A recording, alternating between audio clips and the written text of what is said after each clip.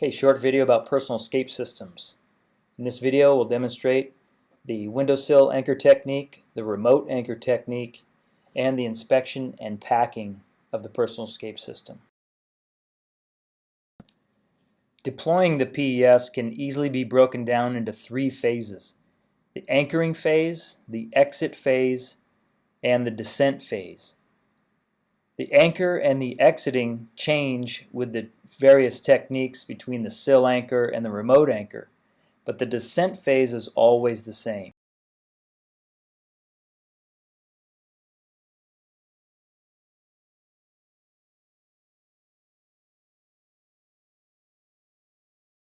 We start with the right knee down.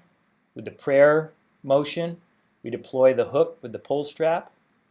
Place the left hand over the arch of the hook. Trace the rope down to the down rope just past the halo. Steps up. Place the hook into the windowsill, preferably at the corner. Right hand begins to push straight down to set the anchor. We go into the window hang. Here the firefighter is pushing straight down to keep the anchor set. Only when it's set can you swing into your descent phase. Right hand goes to 2 o'clock. Left hand goes on the descent control device. Pull back and control your descent. Okay, now we'll demonstrate the remote anchor bailout. We'll see this evolution in its entirety. Remember, we can break this drill down into three phases, which is the anchor, the exit, and the descent. There's that bow and arrow technique. Firefighter wraps it around the stud using the hammer grip. Snaps twice into the gated hitching slot. Keeps that tension right there. Makes it easy to find and deploy the halo. Anchor portion is complete. Now the exit phase. Go into the window hang. Okay, here we go. The firefighter determined where his exit is. He's going to do forcible entry to find his stud. Slide that tool out of the way, and then remember it's the prayer position. We deploy via the pull strap. Go into that bow and arrow technique. Bow and arrow technique allows you to pull enough slack into your anchor rope that you can actually get around your anchor. Here, pulling the pull strap out of the way. We're holding onto the hook at the bottom of the hook, at the very end, like a hammer. That makes it easy to snap your rope into the gated hitching slot. So we snap it in once, come around, snap it in twice for safety. Then the rope rests in the actual arch of the hook. Firefighter here puts tension on the anchor rope. That makes it easy to find the halo and then aim the halo towards your exit. And then walk towards your exit. Being mindful to stay low because of heat and smoke. We're going at least to the windowsill, preferably slightly past the windowsill. That way the descent control device will clear the windowsill. With the remote anchor, it's a hands-free exit. So we go right into a window hang. Once we complete the window hang, we drop into our descent phase, which is always the same. Right hand reaches down to the down rope, takes the rope up to the 2 o'clock position. Left hand transitions over to the halo. Pull back and control your descent.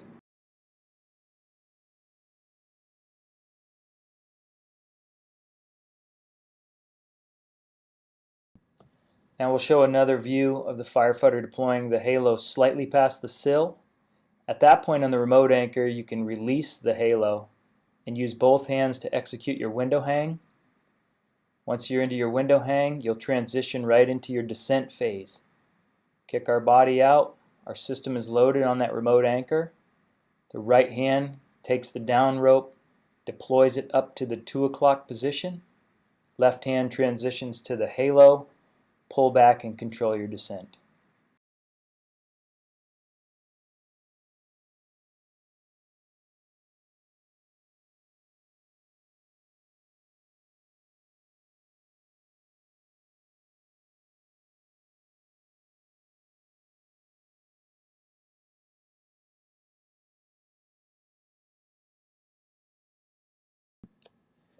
Okay, we're going to start out with the inspection of the personal escape system.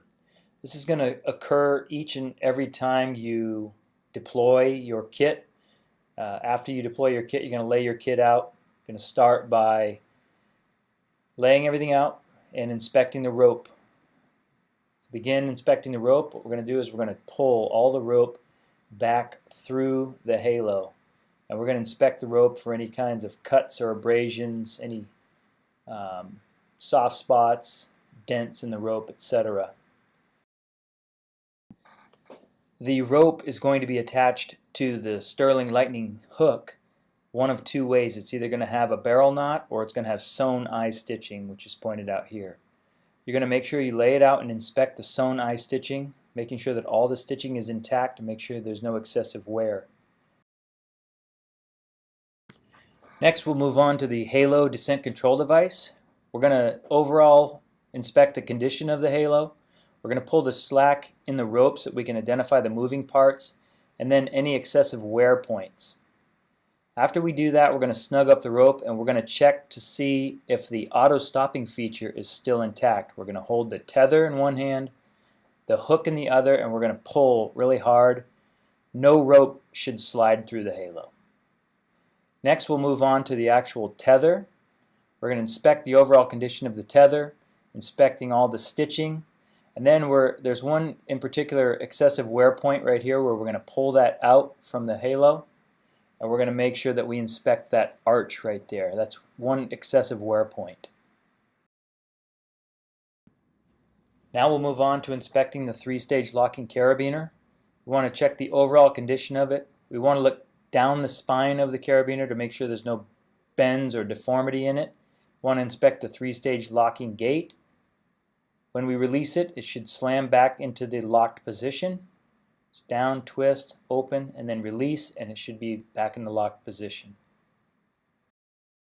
This carabiner is equipped with a captive eye pin to prevent side loading. To inspect the pin, just make sure that it's intact. You can then take your finger and you can feel over the set screw to make sure the set screw has not been backed out. When inspecting the Sterling Lightning GT hook, I'm going to pull the pull strap out of the way, check the overall condition of the hook, looking down the spine to ensure that there's no deformity. We're going to test the gated hitching slot. When we press it open and then release it, it should slam back to the closed position. Again, we're just looking the overall condition. Gated hitching slot is functioning properly. To inspect the pull strap, look at the overall condition of the pull strap. We're going to look at all of the stitching on it, both sides. Make sure that the Velcro patch on both sides is intact, doesn't need replacement. When it comes to repacking, we're going to lay the system out on the table flat in front of us. We're going to make sure that the rope length between the hook and the tether is approximately the hook length plus a finger's width. So you're going to place a finger's width in between. If you need to make an adjustment, but it should be the hook plus a finger or 1 inch.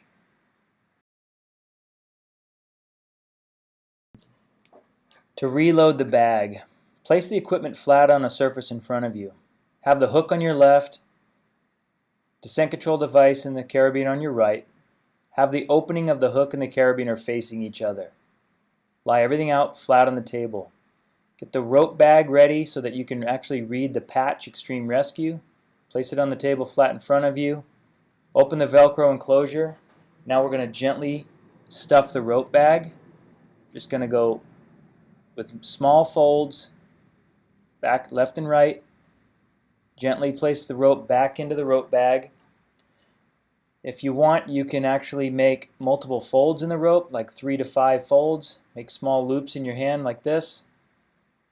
And then you can place 3 to 5 loops together. Make sure the loops are not wider than the bag so that it stuffs in there properly.